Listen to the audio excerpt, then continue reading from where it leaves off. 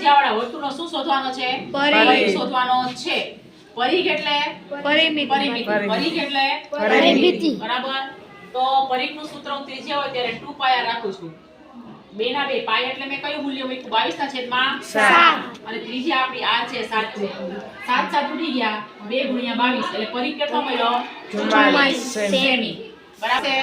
એક વર્તુળ છે, મેં ઓલરેડી કાપેલું છે. આની ત્રિજ્યા કેટલી છે? 7 સેમી. હવે આ 7 સેમીનો પરિઘ આપણે આની મદદથી માપીએ. બરાબર. ચાલો બાળકો, મેં આ એક 7 સેમી ત્રિજ્યાવાળું એક વર્તુળ છે કાપીને લીધેલું છે. હવે આનો પરિઘ આપણે આ માપપટ્ટીની મદદથી જોઈએ. આ માપપટ્ટી છે, આ કયા માપ છે? સેન્ટીમીટરમાં. હવે અહીંયા 0 થી 1 માં મારો કાપો છે થોડોક અહીંયા મેજર ટેપ ફાટી ગઈ છે, એટલે હું ક્યાંથી શરૂઆત કરીશ? અહીંયા. બરાબર. એટલે આપણે એટલા બાદ કરી નાખશું. આપણે જે માપ આવશે એમાંથી બાદ કરી નાખશું. ચાલો હું ચક્ર ફેરવવાનો અહીંથી શરૂઆત કરું છું.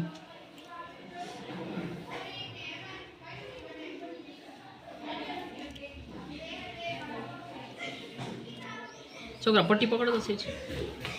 હા, અલીનું છે.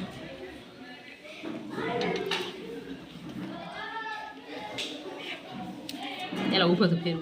7 સેમી ત્રિજ્યાવાળું એક વર્તુળ છે, કાપીને લીધેલું છે. બરાબર. આપણે હમણાં દાખલો ગણ્યો તો એનો પરિઘ કેટલો આવ્યો તો?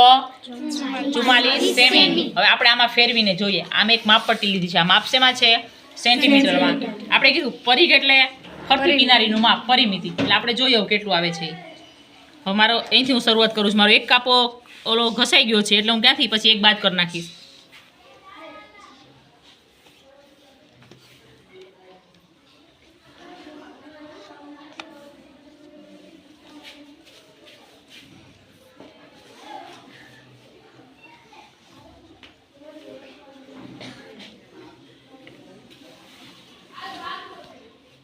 જો ક્યાં આવ્યું?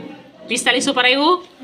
બરાબર. એક બાદ કરવાના હતા, ઘસાઈ ગયું એટલે 45 માંથી એક બાદ કરો એટલે 44.